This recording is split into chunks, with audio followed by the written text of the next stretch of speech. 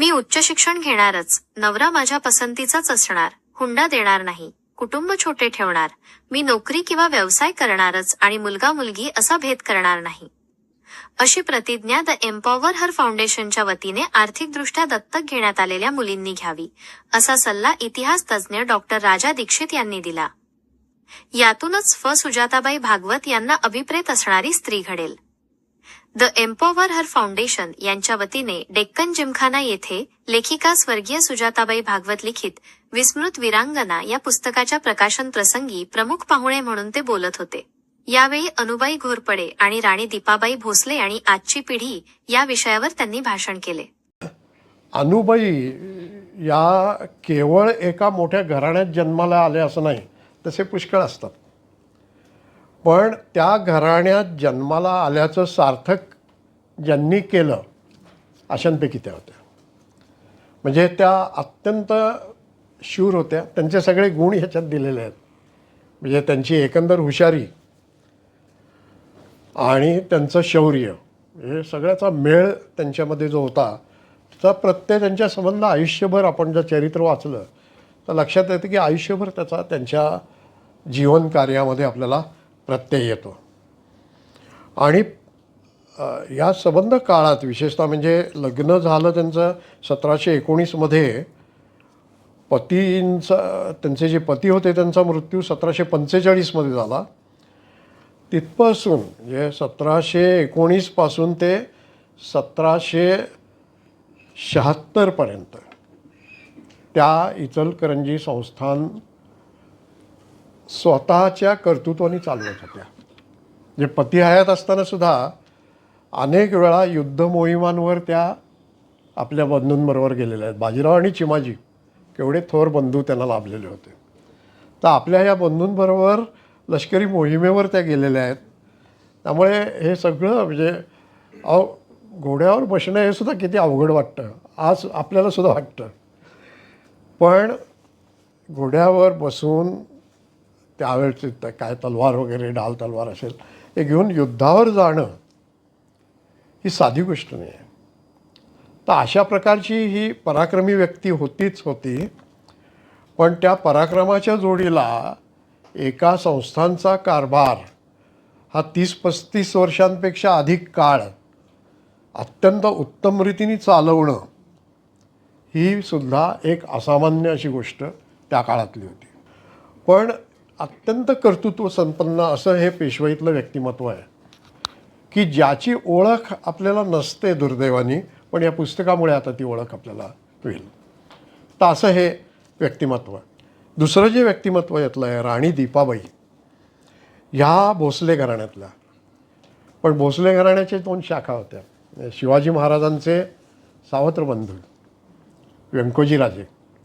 आपल्याला कल्पना असेल की शहाजीराजे हे त्या भागात जास्त काळ राहिले आणि शहाजीराजांच्या मृत्यूनंतर त्यांनी पुणे सुपे जहागिरी जी आहे तिकडे जिजाबाई आणि शिवाजी बालशिवाजी यांना पाठवलेलं होतं आणि तिथेच शिवरायांनी आपलं स्वराज्य उभं केलं. पण दुसरी शाखा जी आहे ती जिंजी तंजावर.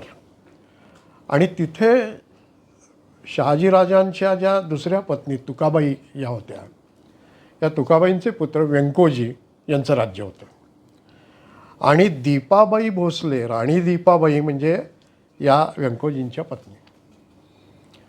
आणि आपल्याला असं दिसेल की व्यंकोजींच्या बाबतीत काय झालेलं आहे की एकीकडे महत्त्वाकांक्षा होती, तिथले ते राजे बनले, त्या राजेपदाचा मोह त्यांना खूप पडला. खरा अधिकार हा शिवाजी महाराजांचा होता. तो अधिकार नाकारण्याची भूमिका हे घेत होते आणि त्याच्यामुळे जो 2 भावांमध्ये तणाव यायचा तो आला, पराभव स्वीकारावा लागला. पण शिवाजी महाराज पुष्कळ उदारपणे त्यांच्याशी वागलेले आहेत. पण विशेष भाग म्हणजे त्यांच्या पत्नी ज्या इंगळे घराण्यातल्या मूळच्या दीपाबाई यांनी जी त्यावेळेला भूमिका पार पाडली ती अशीच अत्यंत उल्लेखनीय भूमिका होती. या 2 भावांमध्ये जे वितुष्ट निर्माण होऊ पाहत होतं त्याच्यात समेट घडवून आणणं ही अत्यंत विधायक भूमिका ही दीपाबाईंनी पार पाडली. आणि त्या दृष्टीने म्हणजे त्या काळात सुद्धा आपल्या पतीला हितोपदेश करण्याची भूमिका त्यांची होती. त्यांनी आपल्या पतीला समजावून सांगितलं की तुम्ही असं वागू नका आणि सहकार्याची भूमिका घ्या.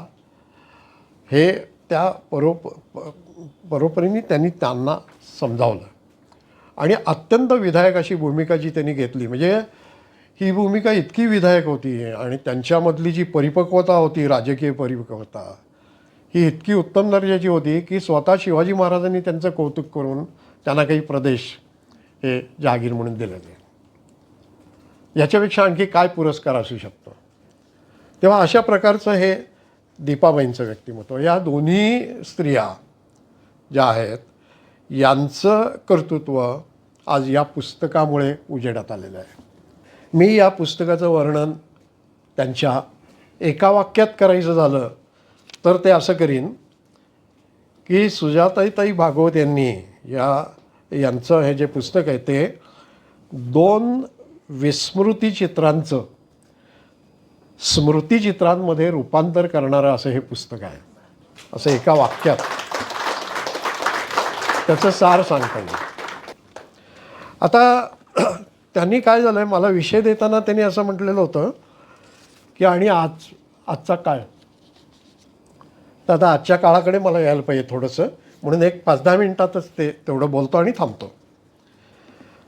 आजचा संदर्भ जो आहे, तर आता हे पुस्तक आज आपल्याला प्रेरणा देणार हे खरं आहे, पण आजची परिस्थिती काय आहे. तर आजची परिस्थिती काय आहे हे मी फार सांगायची गरज नाही. कालच जे विधेयक शासनाचं पराभूत झालं किंवा फेटाळलं गेलं त्याच्यात सगळं आलं. म्हणजे स्त्रियांसाठी संसदेत राखीव जागा देण्याचं विधेयक आमच्या संसदेमध्ये पास होऊ शकत नाही.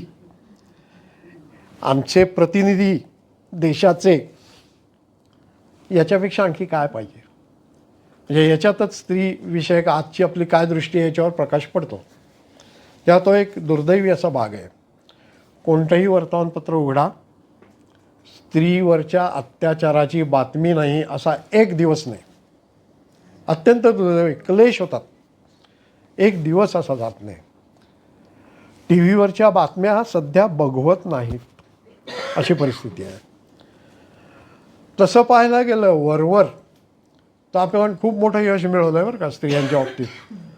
आपण स्त्रीला पंतप्रधान केलं, आपण स्त्रीला राष्ट्रपती केलं 2दा, 2 स्त्रियांना. आपण काही स्त्रियांना मुख्यमंत्री केलं.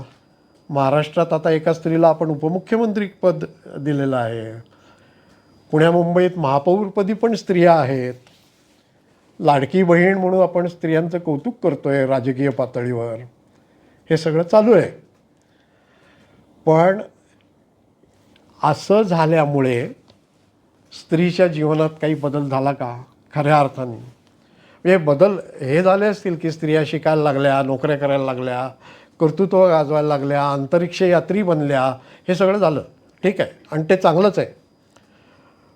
परंतु अजूनही आपला समाज आणि आपली समाजव्यवस्था ही पुरुषशाही व्यवस्था आहे. साधं बघा, निवडणुकीच्या वेळेला मत मागायला जेव्हा जातात प्रचाराला घरोघरी, तेव्हा घरातला पुरुष काय सांगतो त्यांना, काळजी करू नका, सगळी मतं आमची तुम्हाला आहेत. कोण रे तू सांगणारा. म्हणजे असं आहे की तुझं मत असेल पण तू असं गृहीत कसं धरतोस की हेच मत माझ्या बायकोचं आहे. पण हे गृहीत धरलेलं असतं. हे गृहीत धरणं जे आहे ते पुरुषशाही वृत्तीतून येतं. त्यामुळे आपल्याला असं दिसेल की पुरुषशाही वृत्ती आहे, भोगवादी मानसिकता आपल्या समाजातली आहे. स्त्रीकडे एक भोगवस्तू म्हणून पाहण्याची दृष्टी ही आपली आहे. मला इथे आगरकरांची आठवण येते. आगरकर आणि फुले, महात्मा फुले आणि आगरकर एवढी 2 नावं घेतली तरी ते जे सांगत होते ना त्या सुधारणा अजूनही झाल्यात की नाही अशी शंका यावी, अशी रोजची परिस्थिती आहे आपली. आगरकरांनी स्त्रीकडे बघण्याची एक अत्यंत म्हणजे किती प्रभावीपणे त्यांनी मांडलं आहे बघा. स्त्रीकडे आपली बघण्याची दृष्टी काय याच्याबद्दल आगरकरांनी एक शब्दप्रयोग वापरला होता आणि तो शब्दप्रयोग असा होता, प्रजाजनन यंत्र. प्रजाजनन यंत्र हा शब्द त्यांनी वापरला. म्हणून या दृष्टीने आपण स्त्रीकडे पाहतो. इथे ती जळजळीत असं भाष्य आहे. मला असं वाटतं की आजही मोठ्या प्रमाणात त्याच दृष्टीने स्त्रीकडे दुर्दैवाने पाहिलं जातं आहे. त्याच्यानंतर आपण सावित्रीच्या लेखी वगैरे म्हणतो, पण प्रत्यक्षात स्त्रियांशी कसे वागतो याचं एक आत्मपरीक्षण पुरुषांनी करण्याची गरज आहे. तेव्हा हा एक भाग आहे. आणि म्हणून इथे मुली ज्या बसल्या आहेत, या ज्या दशकन्या आणि त्यांच्या मैत्रिणी आहेत, आणि या फाउंडेशनच्या मदतीने तुम्ही पुढे जाताय, मला खूप मगाशी बरं का चहा घेताना मी त्यांच्याशी बोलत होतो. मी त्यांच्याशी मुद्दाम गप्पा मारल्या जरा थोड्याशाच झाल्या आमच्या गप्पा झलक म्हणून. पण मी समजून घेत होतो की या मुली काय, यांना किती फायदा होत, त्यांना होणारच आहे फायदा. तर मी त्या मुलीला आता सांगतो की तुम्ही काही गोष्टींची प्रतिज्ञा करा.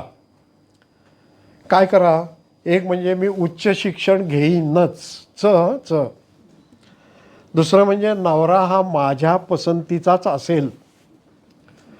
आगरकरांचंच उदाहरण देतो. आगरकरांनी असं म्हटलं तर बरं का की जर म्हणजे विवाह ही स्वयंवरे असली पाहिजेत असं ते म्हणतात.